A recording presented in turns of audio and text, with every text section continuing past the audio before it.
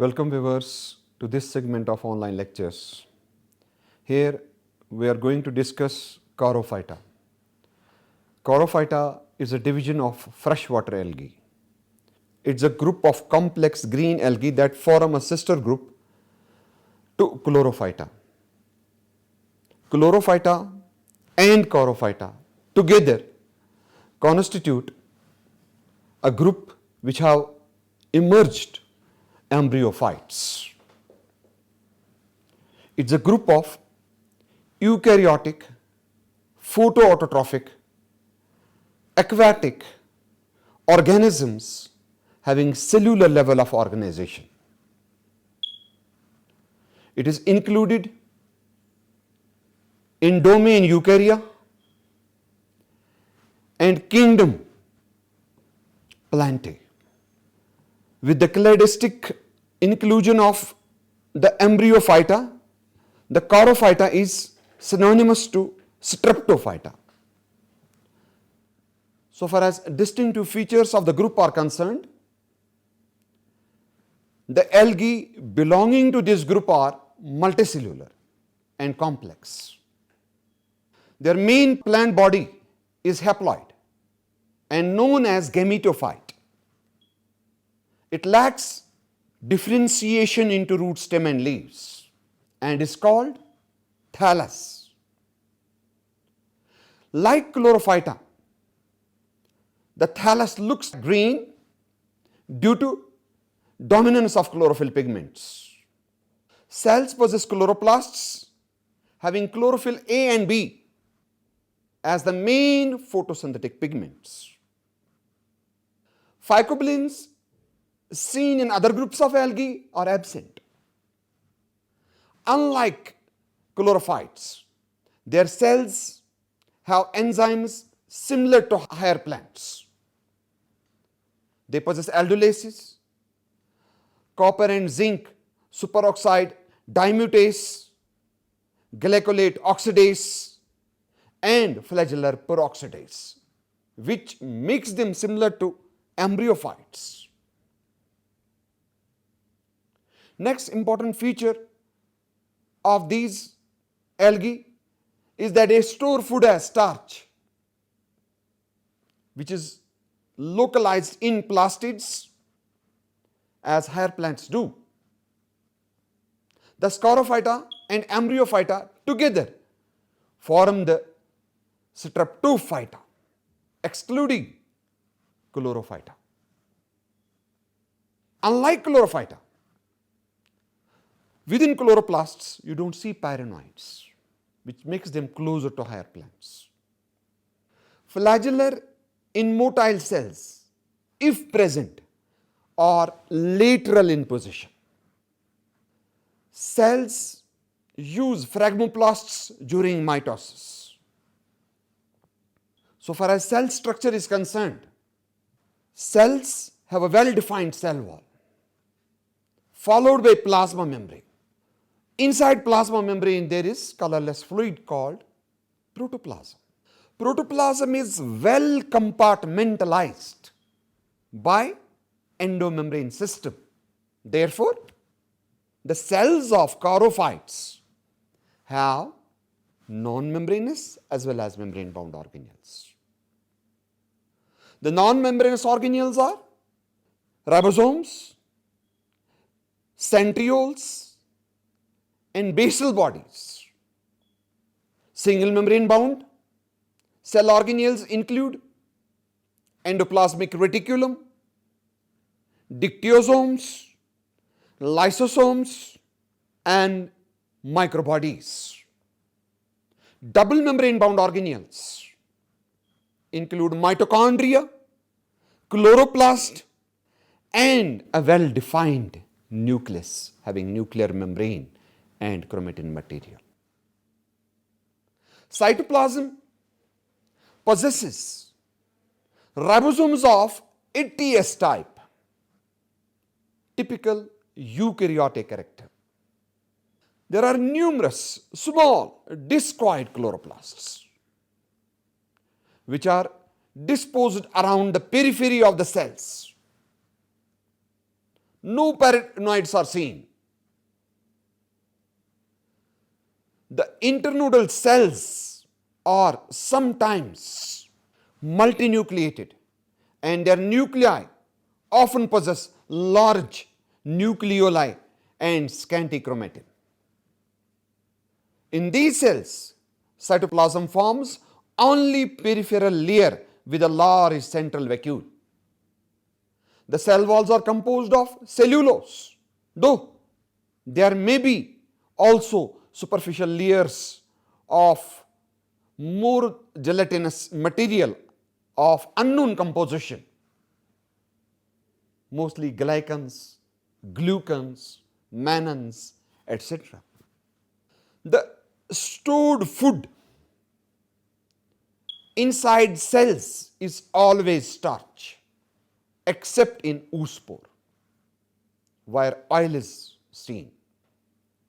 The starch also accumulates in spatial storage structures termed as bulbils, which consist of rounded cells. The cells have varying size and are developed in clusters on the layer of main body axis and rhizoidal regions. They are mainly developed when algae are growing in fine, slimy mud. Cytoplasmic streaming is seen around the cells and is well visualized in the cells of internodal regions in the axis. Reproduction, it occurs through vegetative means as well as sexual means. The reproductive organs in this group of algae show high degree of specialization. They are multicellular. Jacketed female sex organ is large oval structure with an envelope of spirally arranged green filaments of cells. It is termed as oogonium. The male organ is also large, bright yellow or red in color, spherical in shape, and is usually called antheridium, although some workers regard it as multiple structure rather than single organ. The sex organs are developed in pairs from adaxial side of nodal cell at upper nodes of primary lateral branch. Oogonium is formed above antheridium. They are sufficiently large to be easily seen by naked eye. The algae are also visible to naked eye, especially the bright orange or red antheridium. It is visible to naked eye. Many species are dioecious, having separate male and female gametophyte. In others, they are monoecious, that is, born in the same individual. Thus, antheridium and the oogonium, they develop at different times, preventing fertilization. Antheridium produces flagellated male gametes called anthrozoids, whereas oogonia produces egg cells. In case of two types of sex organs arise from different points of lateral branch, the time duration is different. Fertilization is always external and supported by water, as male and female gametes are released into water. The fusion of male and female gametes is oogamous or sometimes anisogamous. Zygote formed during fertilization undergoes zygotic meiosis followed by mitosis that leads to the development of gametophyte. So far as vegetative reproduction is concerned, it occurs readily in corals, by different methods. One method is formation of protonema. Protonema are filamentous structures, thread-like structures formed by the thallus of corals. They can be primary or secondary. Primary protonema is formed directly from the thallus, whereas secondary protonema is produced from primary protonema as a result of mitotic division of cells. Secondary protonema may develop even more rapidly than primary ones. The fragments of nodal regions of the thallus have dominant cells, and these cells, after hibernation of the plant, divide mitotically and produce the whole thallus along with the root-like structures called rhizoids. It is probably this power of vegetative reproduction which explains the fact that the species of Caraceae are generally found forming dense clonal mats in the beds of ponds or lakes. Sometimes you will see these in streams covering large areas. So far as classification is concerned, Charophyta includes Charophyceae, which includes 6 genera. The most prominent genera in the group is Chara. The others include Nightella. Tulipella is another genus which is very commonly seen in freshwater bodies. We will now try to understand about genus Chara. Chara is a green alga belonging to division Charophyta. It is seen in freshwater bodies, and its systematic position is domain Eukaryota, then kingdom Plantae, division Phycophyta or algae, group Charophyta. However, modern biologists like Lillard et al. In 2012, they have divided Chara into a separate group, separate division called Charophyta. Chara is a genus of charophyte green algae in the family Caraceae. The genera included in it are multicellular and superficially resemble land plants because of stem-like and leaf-like structures. They are found in freshwater, particularly in limestone areas, throughout the northern temperate zone, where they grow submerged, attached to muddy bottom. They prefer less oxygenated and hard water and are not found in waters where mosquito larvae are present. They are covered with calcium carbonate deposits and are commonly known as stoneworts because of their hard structure. Cyanobacteria have been found growing as epiphytes on the surfaces of Chara, where they may be involved in fixing nitrogen, which is important to plant nutrition. So far as structure is concerned, the gametophyte of Chara has a branching system which is complex with branches derived from apical cells which cut off segments at base to form nodal and internodal cells alternately.